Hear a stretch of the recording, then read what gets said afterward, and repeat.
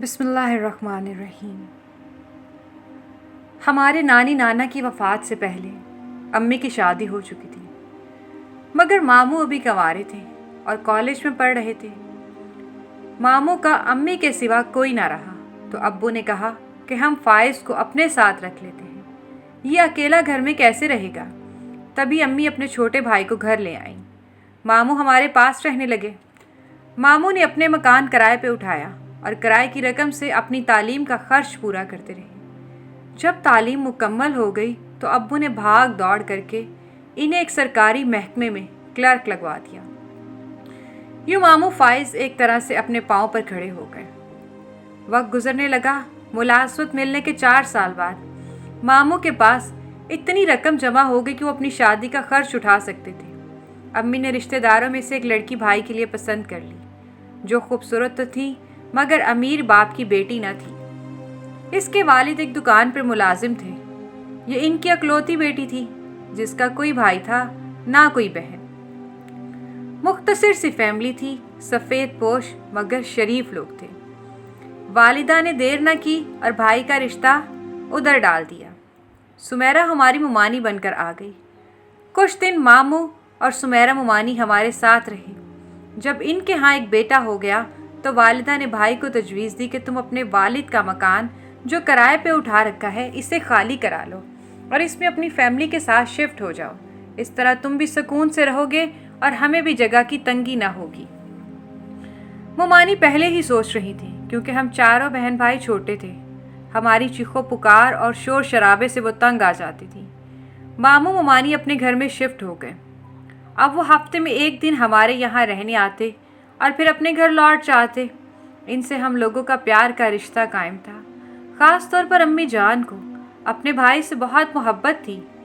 والد صاحب بھی فائز ماموں کو چاہتے تھے۔ وہ نیک آدمی تھے۔ دکھ سکھ میں ابو بلاتے تو اپنا کام چھوڑ کر دوڑے چلے آتے۔ ممانی کے ہاں جب دوسرے بچے کی پیدائش ہوئی تو ان کا پہلا بچہ تقریباً 2 سال کا تھا۔ وہ 2-4 دن بخار میں رہا پھر فوت ہو گیا، جس کی وجہ سے سمیرہ مامی بے حد رنجیدہ اور ڈسٹرب ہوئیں۔ امی جان دن کے لیے انہیں اپنے گھر لے آئیں تاکہ غم ہلکا ہو جائے۔ ممانی کا تیسرا بچہ بھی لڑکا ہوا، لیکن دکھ ان کی تقدیر میں لکھا جا چکا تھا کہ تیسرے بچے کی پیدائش کے 6 ماہ بعد دوسرا والا وفات پا گیا۔ اللہ جانے کیا راز تھا۔ ان کے یہاں جو بھی اولاد ہوتی وہ زیادہ سے زیادہ 5 برس جی پاتی تھی۔ میرے ماموں اور ممانی بہت دل برداشتہ رہتے تھے۔ ممانی کہتی تھی کہ اس سے اچھا تھا کہ اللہ تعالیٰ مجھے بے اولاد ہی رکھتا۔ بار بار بچوں کے مرنے کا صدمہ اب مجھ سے نہیں سہا جاتا۔ اس بار جب وہ امید سے ہوئی، انہوں نے نہایت خشوع و خضوع سے دعا مانگی، اے اللہ بے شک بیٹی دے دے مگر زندہ رہنے والی دینا، بے شک اس کے بدلے میری جان لے لینا مگر اس کی موت کا صدمہ نہ دکھانا۔ جب امی کو پتہ چلا وہ اس قسم کی دعائیں کرتی ہیں تو انہوں نے سمجھایا، سمیرہ ایسی دعائیں کبھی منہ سے نہ نکالا کرو، کیا خبر کون سی گھڑی قبولیت کی ہو۔ دعا کرو کہ اللہ تعالیٰ تمہیں زندہ رہنے والا بچہ دے مگر تمہاری عمر بھی دراز ہو اور تم اپنے بچے کی خود پرورش کر سکو۔ بھلا سوچو تو بغیر ماں کے بچے کیسے پلتے ہیں؟ پل بھی جائیں تو غیروں کے ہاتھوں ان کا کیا حشر ہوتا ہے۔ خدا کرے کہ ہر بچہ جو بھی اس دنیا میں آئے وہ اپنے والدین کی چھاؤں میں ان کے زیر سایہ پرورش پائے۔ خیر اس طرح ممانی کی 3 لڑکیاں ہو گئیں، مگر اس بد نصیب عورت کی وفات تیسری بیٹی کی پیدائش کے فوراً بعد ہو گئی۔ یوں یہ معصوم بچیاں نوعمری میں بے سہارا ہو گئیں۔ ماموں جان بیوی کی وفات سے بہت پریشان تھے، جبکہ 3 چھوٹی بچیوں کو پالنے پوسنے کا بھی مسئلہ تھا، جس میں سے ایک ابھی صرف 1 دن کی تھی۔ انہوں نے امی سے استدعا کی، آپا اب آپ انہیں رکھیں تو کسی پہ بھروسہ نہیں کر سکتا میں، نہ کوئی میرا ایسا ہے جسے پرورش کی خاطر اپنی بچیاں سونپ دوں۔ یہ بات تو روز روشن کی طرح عیاں تھی کہ ان بچیوں کو امی جان نے ہی پالنا اور سنبھالنا تھا۔ فی الحال ماموں جان سے دوسری شادی کے بارے میں بات کرنا بھی فضول تھا۔ سمیرہ اسے بہت پیار کرتے تھے اور اس کی ناگہانی موت کے دکھ میں نیم جان ہو رہے تھے۔ پھر بچیاں اتنی کم سن تھیں کہ اسے تیلی ماں بھی نہ پالتی۔ امی بچوں کو گھر لے آئیں اور ان کی پرورش میں لگ گئیں۔ ان کے اپنے بچے باشعور ہو چکے تھے اور ہم سبھی اسکول جانے لگے تھے۔ میری والدہ نے مددگار کے طور پہ ایک ادھیڑ عمر غریب بیوہ خاتون کو ملازمہ رکھ لیا جو بچیوں کی پرورش میں ان کی معاونت کرنے لگی۔ وقت گزرنے لگا مگر ماموں کا رجحان دوسری شادی کی جانب نہ ہوا۔ وہ بہت دل برداشتہ رہتے تھے کہ کہیں ستیلی ماں آ کر ان کی معصوم کلیوں کو نہ مسل ڈالے اور یہ بچیاں کبھی ان سے جدا ہو جائیں۔ میرے ماموں اپنے دل کے چمن کی ان معصوم تتلیوں کو دیکھ کر جیتے تھے۔ وقت دبے پاؤں گزر گیا۔ ماموں کی بیٹیاں زہرا بانو، مہر بانو اور شاہ بانو جوان ہو گئیں۔ مومانی کی وفات کو 16 سال بیت چکے تھے۔ ان کی تینوں بچیوں کو ماں کی یاد بھی نہ آتی تھی۔ چھوٹی والی نے تو اسے دیکھا بھی نہ تھا۔ وہ میری امی کو ہی امی سمجھتی تھی اور پھپھو کی بجائے اماں کہہ کر بلاتی تھی۔ میری ماں نے بھی ان کی پرورش بڑے پیار سے کی اور محرومی کا احساس نہ ہونے دیا۔ تاہم اپنی سگی ماں اور دوسری عورت خواہ کتنی محبت سے ہی پالے، کچھ نہ کچھ فرق تو آ ہی جاتا ہے۔ ماموں کی سب سے بڑی بیٹی زہرا کو کبھی کبھار بخار آ جاتا تھا۔ امی گھریلو ٹوٹکے اور قریبی کلینک کے ڈاکٹر سے دوا لا کر کھلا دیتی تھی تو بچی کا بخار اتر جاتا۔ جب وہ 12 برس کی تھی تب سے یہ سلسلہ چلا۔ شروع میں کبھی کبھار بخار آتا پھر اتر جاتا، مگر جب وہ 16 سال کی ہو گئی تو ہلکا ہلکا بخار مستقل رہنے لگا۔ والدہ نے دھیان نہ دیا کہ ایکس رے کراتی یا کسی بڑے ڈاکٹر کے پاس لے جاتی۔ بچی بھی بے حد صابر تھی۔ وہ اپنی تکلیف کا ذکر کسی سے نہ کرتی تھی۔ ایک دن ماموں آئے تو بولی، میں کچھ دنوں سے نوٹ کر رہا ہوں زہرا تھکی تھکی سی لگتی ہے اور رنگت بھی زرد ہو رہی ہے۔ آپا اس سے کیا ہو گیا ہے؟ امی نے جواب دیا، جب کبھی بچوں کو بخار ہو جاتا ہے فوراً ڈاکٹر کے پاس لے جاتی ہوں، ٹھیک ہو جاتی ہے۔ معمولی بخار، کھانسی، نزلہ وغیرہ موسم کی تبدیلی سے ہو جاتا ہے، بچے یوں ہی لوٹ پوٹ کر ٹھیک ہو جاتے ہیں۔ تم فکر مت کرو، بڑے ڈاکٹر کو دکھا دوں گی، لیکن اب تم ان کی شادی کی فکر کرو۔ بچیاں کبھی مرجھا جاتی ہیں تو شادی کے بعد ٹھیک ہو جاتی ہیں۔ ماموں نے کہا، آپا تو پھر تم ہی ان کی شادی کے بارے میں سوچو۔ میرا من کرتا ہے کہ تم زہرا کو اپنی بہو بنا لو، تمہارے ہاتھوں کی پلی ہے، گھر کی بچی گھر میں رہے گی تو ہم دونوں کو سکون رہے گا۔ ہم 2 بہنیں تھیں، ہمارے بعد 3 بھائی تھے جو اب تعلیم مکمل کر چکے تھے اور کاروبار میں والد صاحب کے شریک ہو گئے تھے۔ والدہ کو ان دنوں بیٹیوں کی شادی کی فکر تھی، بلکہ کئی گھروں میں ان کے لیے لڑکیاں دیکھنے بھی جا چکی تھی، مگر اپنے مطلب کی بہو نہ مل رہی تھی۔ ماموں نے انہیں یاد دلایا کہ جب اپنے گھر میں لڑکیاں ہیں، میری 3 بچیاں ہیں اور تمہارے 3 بیٹے ہیں، تو گھر گھر جھانکنے پھرنے کی کیا ضرورت ہے؟ والدہ بے شک بھائی اور بھتیجوں سے پیار کرتی تھی، لیکن جب اپنے لڑکوں کی شادی کا مسئلہ آیا یکدم کاروباری ہو گئی۔ ماموں بیچارے کی قلیل آمدنی تھی اور معمولی سرکاری ملازم تھے، جبکہ والد صاحب کا کاروبار سیٹ تھا، وہ لاکھوں میں کھیل رہے تھے۔ والدہ کا مزاج بھی دولت کی ریل پیل نے بدل دیا تھا، اب وہ امیر گھرانوں سے بہویں لانا چاہتی تھی۔ انہوں نے بھائی کو 2 ٹوک جواب دے دیا کہ جلدی نہ کرو، میں زہرا کے لیے بہت اچھے گھر کا رشتہ دیکھ رہی ہوں۔ زہرا میرے ندیم کو اپنے بھائی سمجھتی تھی اور ندیم بھی اسے بہن مانتا تھا۔ ایسے میں دونوں ایک دوسرے کو کسی اور رشتے سے قبول نہیں کریں گے۔ باقی تمہاری دونوں چھوٹی لڑکیوں کے ایک تو بہت اچھے گھرانوں سے رشتے آئے ہوئے ہیں، میرے دونوں چھوٹے لڑکے ابھی بہت چھوٹے ہیں، کلیم اور فہیم فی الحال شادی نہیں کرنا چاہتے۔ اس اسنا میں جس لڑکی کا بھی کسی اچھے اور خوشحال گھرانے سے رشتہ آ جائے گا میں کر دوں گی۔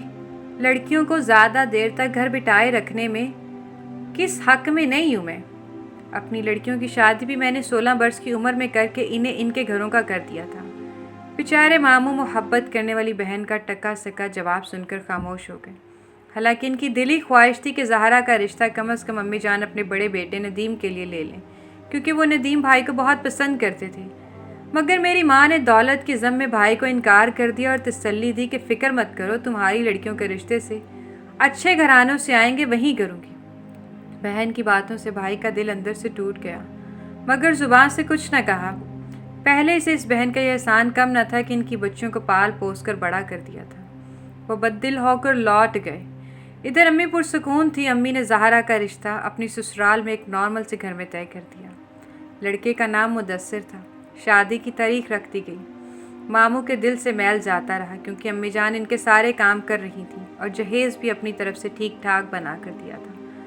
زہرا کو بہت خوش قسمت کہا جا رہا تھا، اس قدر جلد اس کی قسمت کھل گئی تھی اور اچھا گھرانہ مل گیا تھا۔ کیا پتا تھا کہ اس کی بدقسمتی خوش قسمتی کی پردے میں چھپی ہم سب پر مسکرا رہی ہے۔ ایک ساتھ دونوں بہنوں کو مائیوں بٹھا دیا گیا، کیونکہ مہربانوں کا رشتہ تو پہلے ہی سے آیا ہوا تھا۔ وہ بے حد خوبصورت تھی، رشتہ بھی امیر گھرانے سے آیا تھا اور لڑکا ذیشان واقعی شاندار تھا۔ دونوں دلہنیں بن کر بہت پیاری لگ رہی تھیں۔ رخصتی سے 2 دن پہلے اس رات کو کسی پہر میں زہرا کو خون کی کیا آ گئی۔ امی گھبرا گئیں۔ ایسا موقع تھا کہ وہ ویلا نہ کر سکتی تھی۔ پوچھا، زہرا کہیں تو نے کوئی ایسی ویسی چیز تو نہیں کھا لی؟ اگر شادی نہیں کرنا چاہتی تھی تو ابھی مجھے بتاتے۔ وہ بولی، نہیں اماں، ایسی کوئی بات نہیں ہے، میں نے کچھ ایسی ویسی شے نہیں کھائی، میں بھلا کیوں خودکشی کروں گی؟ میری طبیعت کافی دنوں سے خراب تھی، ہلکا ہلکا بخار رہتا تھا اور کھانسی کی دوا تو آپ نے خود لا کر دی تھی کہ موسمی بخار کھانسی ہے، ٹھیک ہو جائے گی، بس وہی دوا کھائی تھی۔ بہرحال والدہ نے حکیم صاحب کو بلا کر زہرا کو دکھایا، ڈاکٹر کے پاس نہ لے کے گئیں کہ شادی والے گھر میں کئی افراتفری نہ مچ جائے۔ حکیم صاحب نے کہا کہ بچی کو عرصے سے ٹی بی ہے۔ بیچارے ماموں سر پکڑ کر بیٹھ گئے۔ ان سے امی یا زہرا نے کبھی بخار یا کھانسی تک کی بات نہ کی تھی۔ جس خوف نے ماموں کو سرطان کی طرح جکڑا ہوا تھا وہ یکدم ان پر حاوی ہو گیا۔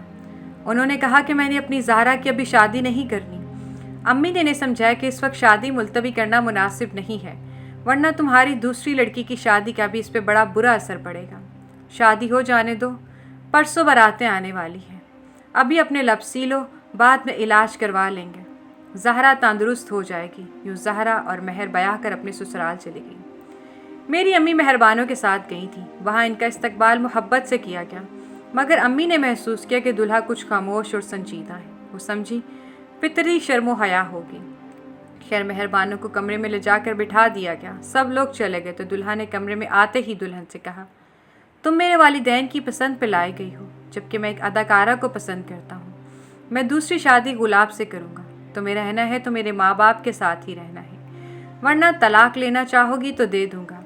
یہ الفاظ سن کر تو بیچاری مہربانوں پر قیامت ٹوٹ پڑی۔ وہ رونے لگی۔ اس نے اس قدر رونا شروع کر دیا کہ روتے روتے نڈھال ہو گئی۔ تو نوید کا دل پسیجا اور اس بیچاری کو آتے ہی ایسا کیوں کہہ دیا؟ کچھ تو سانس لینے دیا ہوتا۔ تبھی اس نے کچھ سوچ کر اس کا گھونگھٹ اٹھایا تو صورتحال دیکھتا ہی رہ گیا۔ مہربان سے کہا، کیوں اس قدر رو رہی ہو؟ بولی، اپنی بے قدری پہ نہیں، اپنے باپ کی بے بسی پہ رو رہی ہوں۔ نوید نے اس کی آنکھوں سے آنسو پونچھے۔ یہی وہ لمحہ تھا جب اسے صحیح معنوں میں انسانیت کا محبوب سمجھ میں آیا اور حسن کی پہچان ہوئی۔ یوں وہ گلاب کو گزرتے دنوں کے ساتھ بھلاتا گیا، مگر گلاب نے نوید کے وعدے کو نہ بھلایا۔ وہ رو رو کر دیوانی ہو رہی تھی۔ جب اس کے گھر والوں نے اپنی بیٹی کا یہ حال دیکھا تو سوچ میں پڑ گئے۔ غصے اور نفرت کی وجہ سے ان کا بس نہیں چلتا تھا اس شخص کا گلا دبا دیا جائے جس نے وعدہ خلافی کر کے ان کی بیٹی کو اتنا دکھ پہنچایا تھا۔ وہ نوید کے محلے دار بھی تھے۔ ان سے مہربانوں کی ہنستی مسکراتی زندگی برداشت نہیں ہو رہی تھی۔ گلاب محبوب کی بے وفائی سے ادمد ہو گئی تھی۔ حسد اور جان کے جذبات بڑھتے جا رہے تھے۔ وہ اپنے گھر کی چھت سے روز شام کو دلہا اور دلہن کو گاڑی میں بیٹھ کے سیر کو جاتے دیکھتی تھی تو دھاڑے مار مار کے رونے لگتی تھی۔ اس کے والدین کے دل میں اتنا غصہ بھر گیا کہ انہوں نے نوید سے بدلہ لینے کی ٹھان لی اور ایک دن لڑکی کا باپ اس کے پاس آیا۔ کہا کہ بیٹا، شادی تو نصیب کی بات ہے، ہمیں کوئی رنج نہیں کہ تم نے ہماری بیٹی سے شادی نہیں کی، بلکہ خوشی ہے کہ اپنے والدین کی فرما برداری کی۔ ماں باپ کو راضی کرنے سے ہی اولاد کو خوشیاں ملتی ہیں۔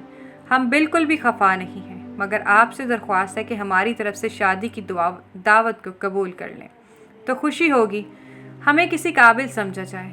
دلہن کے ہمراہ کل شام کو کھانا ہمارے ہاں کھائیے گا، اگر دعوت قبول نہ کی تو ہمارا دل ٹوٹ جائے گا۔ ماموں کو زہرا کی بیماری نے پریشان کر دیا تھا۔ جب مہربانوں کا حال دیکھا تو ہوش ہی بلا دیا۔ ابو شام کو حکیم کو لے آئے۔ اس نے مہربانوں کو دیکھ کر کہا کہ کسی نے کھانے میں پارا ملا کر کھلا دیا ہے، میرے پاس ان کا علاج نہیں ہے، ڈاکٹر کو دکھائیے۔ ویسے میرے نزدیک یہ 2-4 دن کی مہمان ہے۔ امی گھبرا گئیں اور ماموں صدمے سے بے ہوش ہو گئے۔ ابو بھی پریشان تھے۔ انہوں نے نوید کو فون کر کے صورتحال بتائی۔ وہ بھاگا آیا، مگر دعوت کا نہ بتایا کہ کس کے گھر کھانا کھایا تھا، کیونکہ اس نے بھی ساتھ کھانا کھایا تھا، مگر اس سے کچھ نہیں ہوا تھا۔ تب امی اس کی والدہ اور بہنوں کو سخت سست کہنے لگے کہ انہوں نے یہ ستم نہ کر دیا ہو۔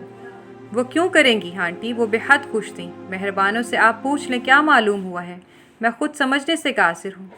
ایسا کہتے ہوئے اس کی آنکھوں سے بے تحاشا آنسو بہہ رہے تھے۔ سبھی غمزدہ اور آنکھیں لبریز تھیں، خاص طور پر ہماری اماں۔ آج وہ سوچ رہی تھی، اے کاش میں مہربانوں کا رشتہ لے لیتی تو آج یہ موت کے منہ میں نہ جاتی۔ پھوپھی تھی مگر ماں بن کر پالا تھا۔ جیسے تیسے دونوں بہنیں ساتھ دلہنیں بنی تھیں، ویسے ہی وہ اللہ میاں کے پاس بھی ساتھ ہی چلے گی۔ پہلے زارا کو خون کی 2 بار کہہ آئی تو اس سے جہاں کو خدا حافظ کہہ دیا۔ اگلے دن اس کا جنازہ اٹھنے نہ پایا تھا کہ مہربانوں نے بھی اس کے ساتھ ہی شہر کو خاموش کر دیا اور اللہ حافظ کہہ دیا۔ دونوں بہنیں کی قبریں پہلو با پہلو تھیں۔ شبانو کو امی نے اپنی بہو بنایا۔ بہت بڑا سبق ان کو غیروں سے ملا تھا۔ سبھی اس دکھ کو رفتہ رفتہ بھول گئے مگر ماموں نہ بھلا سکے۔ وہ خود سے بیگانے رہنے لگے۔ انہیں دیکھ کے میں سوچا کرتی تھی کہ اللہ جانے لوگ اتنے صفاق کیوں ہوتے ہیں کہ ماموں بیچارے کو ایسی سزا ملی۔ جب تک جیے اپنا زیادہ وقت بیٹیوں کی قبروں پہ گزار دیا، آخر کار وہ بھی انہی کے پاس پہنچ گئے۔ اللہ ان کی روح کو سکون عطا کرے، آمین ثم آمین۔